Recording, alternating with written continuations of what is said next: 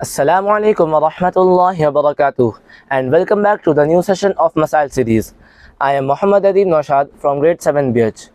Today I am going to have an important session on Sadaqatul Fitr with Mufti Muhammad Izharul Haq Saab, the headmaster of Islamic Studies at Pearls Academy. Assalamu alaikum wa rahmatullahi wa barakatuh. वालेकुम अस्सलाम रहमतुल्लाहि व बरकातुहू। खैरियत से हैं अदीब? Alhamdulillah. अच्छा, माशाल्लाह। Mufti Saab, I want to understand what is Sadaqatul Fitr and what is the purpose of it. जज़ाकल्लाह अदीब। आपने पूछा है कि सदक़तुल फ़ित्र क्या है और इसका मकसद क्या है, तो मैं आपको बताना चाहता हूँ कि रमज़ानुल मुबारक के रोज़ों के बाद अल्लाह रब्बुल इज़्ज़त ईमान वालों को इफ्तार का दिन देते हैं। जी। इफ्तार के दिन को असल में ईद का दिन कहा जाता है। जो लफ्ज़ है सदक़तुल फ़ित्र, ये फ़ित्र का सदका, यानी आपके रोज़े मुकम्मल हो गए और ईद का दिन आ गया, इफ्तार का दिन आ गया, उसकी खुशी में आप कुछ सदका अदा करते हैं, उस सदक़े को सदक़तुल फ़ित्र कहा जाता है। ठीक है। सदक़तुल फ़ित्र का मकसद ये है कि रमज़ानुल मुबारक में अगर आपसे कोई कोताहियाँ हुई हों, कभी कोई वक्त ज़ाय हो गया, कभी जो है सुन्नतों का एहतमाम नहीं हुआ, कभी कोई जमात छूट गई, अगर कोई भी ऐसी चीज़ हुई है जो कमियां और कोताहियां हुई हों, तो सदक़तुल फ़ित्र अदा करने की वजह से वो कमियां पूरी हो जाती हैं और इंशाअल्लाह अल्लाह ताला रोज़ों का पूरा पूरा सवाब आपको इनायत फरमाएंगे। तो सदक़तुल फ़ित्र का मकसद है कि आपकी कमियां पूरी हो जाएं जो रमज़ानुल मुबारक में आपसे हुई हैं। इसका एक और मकसद है जो बहुत बड़ा मकसद है, वो ये है कि जैसे रमज़ान के रोज़ों के बाद आप ईद की खुशी एंजॉय करेंगे, ऐसे ही गरीब मुसलमान, सोसाइटी के परेशान हाल लोग, परेशान हाल मुसलमान, वो भी अपनी ईद मना सकें, वो भी ईद को एंजॉय कर सकें आपके सदक़तुल फ़ित्र से। लिहाजा नबी पाक सल्लल्लाहु अलैहि वसल्लम ने सदक़तुल फ़ित्र को हमारे ऊपर ज़रूरी करार दिया। ठीक है। ये है सदक़तुल फ़ित्र और सदक़तुल फ़ित्र का मकसद। इसमें एक और अहम चीज़ जान लीजिए कि इन सारे सदक़ात का मकसद है अल्लाह को खुश करना। जी। रमज़ान का मकसद भी अल्लाह को खुश करना। जब रमज़ान ख़त्म हो गया, इफ्तार का दिन आया, ईद का दिन आया, तो उस वक्त जो सदका हम अदा करेंगे वो भी अल्लाह को खुश करने के लिए अदा करेंगे। ठीक है जी। Jazakallah Mufti Saab. My next question is, who has to pay Sadaqatul Fitr? आपका सवाल है कि सदक़तुल फ़ित्र किसको अदा करना है। देखिए, आकिल, बालिग और मुसलमान, ये हर ज़रूरी सदक़े के लिए ज़रूरी है कि अगर कोई आकिल नहीं होगा तो उसके ऊपर सदका ज़रूरी नहीं होगा, जैसे ज़कात ज़रूरी नहीं होती। बालिग नहीं होगा, छोटा बच्चा है, तो उसके ऊपर खुद से अदा करना ज़रूरी नहीं होगा। और मुसलमान नहीं होगा कोई, तो उसके ऊपर सदक़तुल फ़ित्र नहीं आएगा। तो ये तीन क्वालिटीज़ तो ऐसी हैं जो कॉमन है। चौथी क्वालिटी ये है कि आदमी साहिब निसाब हो, यानी उसके पास इतना अमाउंट हो कि उस पर ज़कात ज़रूरी हो जाती हो, उसकी ज़रूरियात से ज़ायद इतना अमाउंट हो कि उसके ऊपर ज़कात ज़रूरी हो जाती हो, तो ऐसे शख्स पर सदक़तुल फ़ित्र का देना ज़रूरी है। फ़र्क ये है कि ज़कात में उस पूरे अमाउंट पर एक साल का गुजरना ज़रूरी है, सदक़तुल फ़ित्र में ऐसा नहीं है।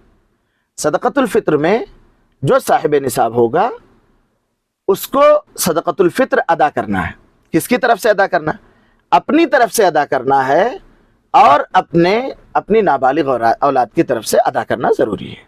ठीक है जी। आप जानना चाहेंगे कि बालिग औलाद का फिर क्या होगा?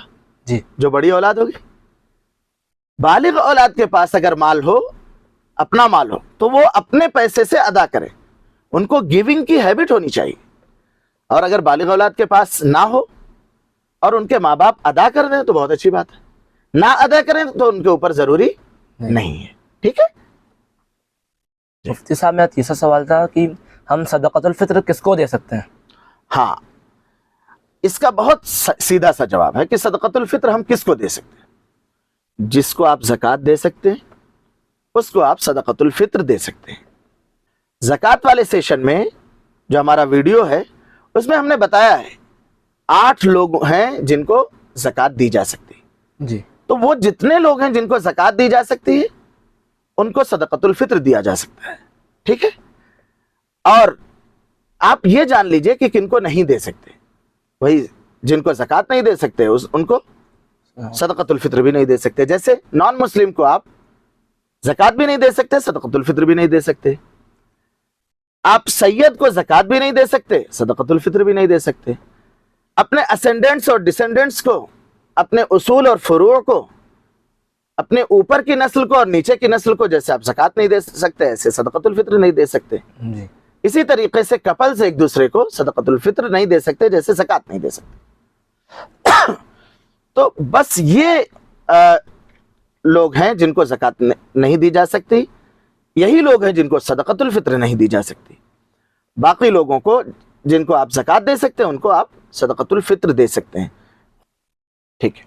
اچھا مفتی صاحب، ہم یہ صدقۃ الفطر میں کیا کیا دے سکتے ہیں اور کتنا دے سکتے ہیں؟ جی، آپ یہ بھی جاننا چاہیں گے؟ جی، صدقۃ الفطر میں کتنا دینا چاہیے پہلے یہ جان لیجیے، اور کیا دینا چاہیے۔ یہ چونکہ شریعت میں پرسکرائبڈ ہے، شریعت میں لکھا ہوا ہے، تو اس لیے ہم دونوں باتیں آپ کو بتا دیتے ہیں کہ اگر آپ گیہوں دیتے ہیں تو گیہوں 1.25 کلو آپ کو دینا ہے۔ اگر آپ اور کوئی چیز دینا چاہتے ہیں تو آپ جو، کشمش اور کھجور، ان تینوں میں سے کوئی چیز دینا چاہیں گے تو یہ 3.5 کلو کے آس پاس آپ کو دینا پڑے گا۔ آپ ان کی قیمت دے سکتے ہیں کہ آپ نے گیہوں کی قیمت ادا کر دی تو صدقۃ الفطر ادا ہو جائے گا، یا آپ نے جو، کشمش یا کھجور کی قیمت ادا کر دی تو ادا ہو جائے گا۔ ہونا یہ چاہیے کہ جس کی حیثیت ہو اس کو کشمش اور کھجور کی قیمت ادا کرنا چاہیے۔ عموماً یہ ہو رہا ہے کہ لوگ صرف گیہوں پر ٹک گئے ہیں، نہیں، جس سے غریبوں کا فائدہ زیادہ ہو وہ دینا چاہیے۔ جی، تو کشمش کی قیمت دیں گے تو تھوڑا سا جو ہے ذرا 400 میں کشمش ہے تو 1350 روپیہ صدقۃ الفطر ادا کیا جائے گا ایک آدمی کی طرف سے۔ تو ہونا تو یہ چاہیے کہ لوگ اپنی حیثیت کے اعتبار سے ان چیزوں میں سے صدقۃ الفطر ادا کریں۔ یہ جو لوگ ٹک گئے ہیں گیہوں پر، یہ بہت اچھی بات نہیں ہے۔ جو غریب لوگ ہیں، جو جن کے پاس پیسے بہت زیادہ نہیں ہیں، وہ صدقۃ الفطر تو گیہوں سے دیں، لیکن عام لوگ جن کے پاس پیسے ہوں، اچھے خاصے ہوں، ان کو جو، کشمش اور کھجور سے دینا چاہیے یا ان چیزوں کی قیمت دینا چاہیے۔ تو یہ ہے صدقۃ الفطر میں آپ کو کیا دینا چاہیے اور کتنا دینا چاہیے، اس کی وضاحت ہے، ٹھیک ہے جی۔ مفتی صاحب، my last question is when is صدقۃ الفطر گیون؟ ہاں، صدقۃ الفطر کب دیا جاتا ہے؟ آپ کا یہ جو سوال ہے یہ اس سلسلے کا آخری اور اہم سوال ہے۔ جی، تو میں اس کے جواب میں یہ بات عرض کر رہا ہوں کہ صدقۃ الفطر عید کی نماز سے پہلے ادا کر دینا چاہیے۔ صدقۃ الفطر ضروری ہوتا ہے عید کے دن صبح صادق پر، کیونکہ اب آپ روزہ نہیں رکھیں گے، افطار کا وقت ہو گیا، آپ نے صبح صادق ہوئی اور آپ نے روزے کی نیت نہیں کی ہے، تو اب وہ دن آپ کا افطار کا دن ہے۔ لہٰذا جو انسان زندہ ہوگا صبح صادق کے وقت عید کے دن، اس انسان پر صدقۃ الفطر ضروری ہوگا، اس لیے صدقۃ الفطر عید کی نماز سے پہلے ادا کر دینا چاہیے۔